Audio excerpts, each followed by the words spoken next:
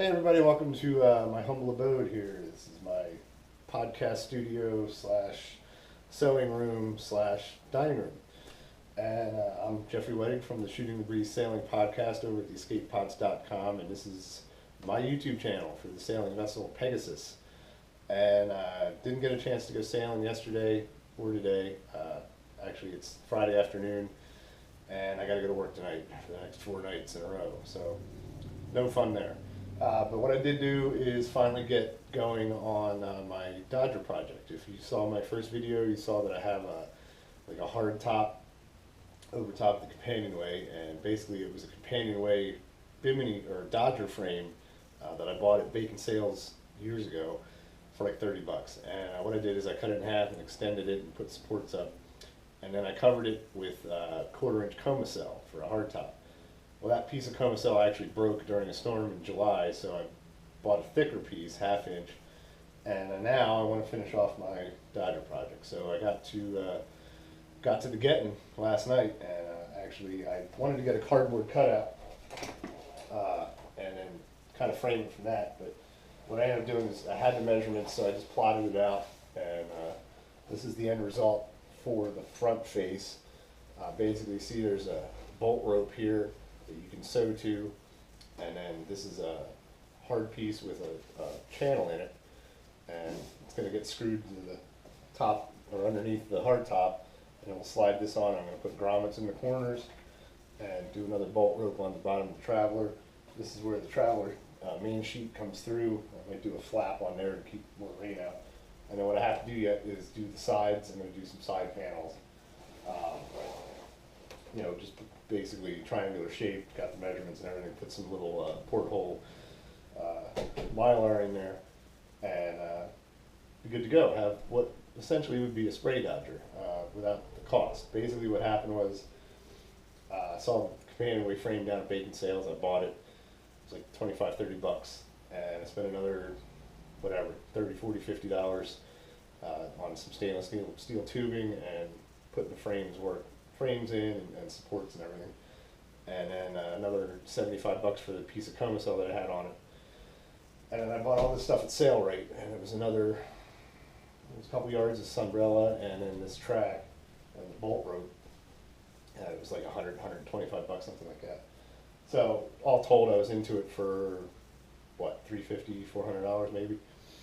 And this season, this was a couple seasons ago. This season I wanted to do the interior cushions, so I bought foam, which I got a really good deal on at Joann Fabric. They didn't have 4-inch. I wanted 4-inch. I didn't have it. They just had 3-inch. But so I bought foam at a pretty good discount, and I got I bought the cloth, I think, from Sale Right. I bought duck canvas, like same color blue, and I didn't replace the V-berth cushions. I just put a 2-inch topper on top of it to make it, a little more comfortable, and then I replaced the settee cushions completely, and then the back quarter berth I just recovered because it's got like a real severe kind of angle cut to it to follow the shape of the hull, and that cushion never gets used, so it was still pretty good.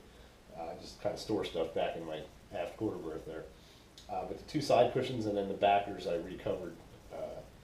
So all told, I mean, if I wanted to get new cushions, it would have been what, $800, $1,000 maybe, and the Dodger, I mean, a good Dodger is going to cost you $1,000, $1,200, brand new, to have somebody come make it for you or whatever.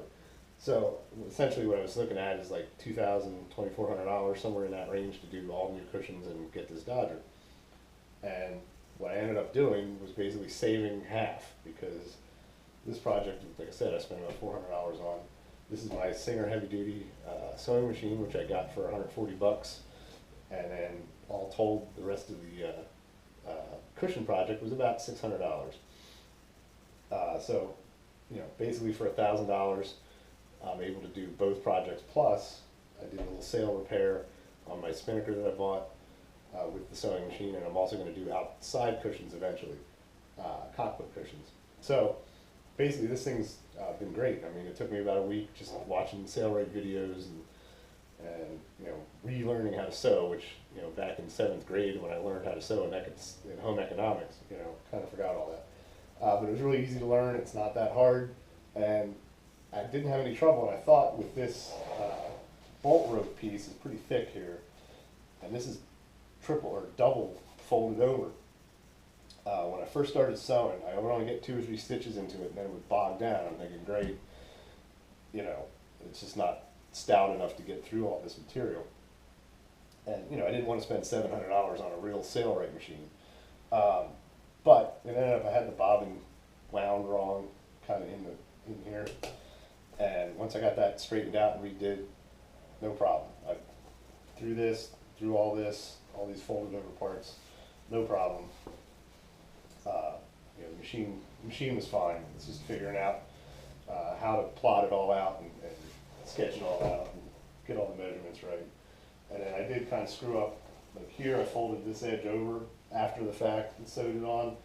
But this side over here, I forgot to do that, so I got like some little frayed edges over there. I don't know if you can see this. I turned this light off because it was too glary in here. But anyway, so these are the projects that I'm working on for Pegasus, my Spaceship PY26. What I'm trying to do, really, is keep my mind off the Bayfield 32 that I would love to go buy. And actually, if you watch Sailing Nervous, there's a Bayfield 32 down in northeast Maryland, right up the road somewhere from where I keep my boat. And he actually visited it and took a video, and it's a nice boat, but there's a better one that's less expensive in Maine, and just between, you know, it's probably got twice as much in accessories, and it costs less money, but it's in Maine, so it costs more. You would have to get it shipped and all that kind of fun stuff. And honestly, like, I'm just not in a position. I mean, financially, I could probably swing it if I had to, but that's the thing. I don't have to. I don't have plans of actually going cruising, aside from maybe doing the Arc Del Marva next year, in the ocean for a while. And the boat I have is just far more enough boat for the bay and coastal cruising. It would be nice to have a little bit more space downstairs, a little more creature comfort type of thing, which is kind of why I'm working on these projects. And the Bayfield 32, it's actually a 30, so it's only 4 extra feet above what mine is. But it's got a nice like settee layout, and it's heavier, and it's a cutter rig, and it's just more set up for ocean going. So maybe by next week I'll talk myself into it, but I really want to keep it sane for now. You know, wait a couple years when I'm really more serious about getting out and taking extended cruises. Hopefully, you know, we can't afford that. Not many people can. So anyway, I'm doing these projects. I'll try and keep you apprised, and then hopefully next weekend, not this weekend because I got to work all night. Next 4 nights, 12 hours, great fun. But next weekend I'll have off, and hopefully get down to the bay and hook this all up. Hopefully, it just all I got to do is screw that channel piece on and slide it all together, and it should be good. So thanks for watching. You can check out my podcast, Shooting Breeze Sailing Podcast, over at theescapepods.com. Just interviewed Sean and Julia from Sean Sailing, if you're watching YouTube. They're a big sailing channel, and he's got a Bayfield 25, which, you know, got me thinking about the Bayfields a lot. Prior to that, I had one up about the Sippy Cup that we did, and then just the other day I sat down and Skyped with Franz Amundsen from medsailor.com, the Sailing the Mediterranean podcast.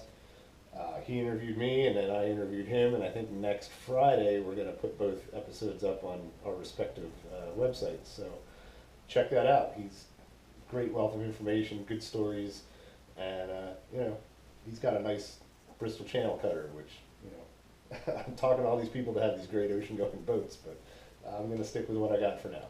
All right, so thanks for watching. You can find us at theescapepods.com or over at Twitter at theescapepods, or on Facebook. Shooting Breeze Sailing Podcast has its own Facebook page, so check it out, like it, share it, go on iTunes, give us some thumbs up, you know, all that fun stuff. All right, sail on, brother.